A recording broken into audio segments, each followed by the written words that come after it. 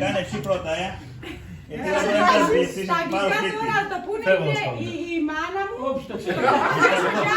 η Μαρία, Έλα από πέρα. ο Μανώλης. Αυτή έχουμε. Λοιπόν, πάμε. Happy birthday to you. Happy birthday to you. Happy birthday dear Bobby. Happy birthday to you.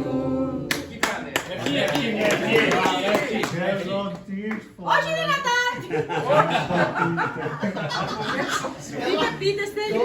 Τρεις φορές δεν τα πούνε. Άλλη μια φορά το κάνω.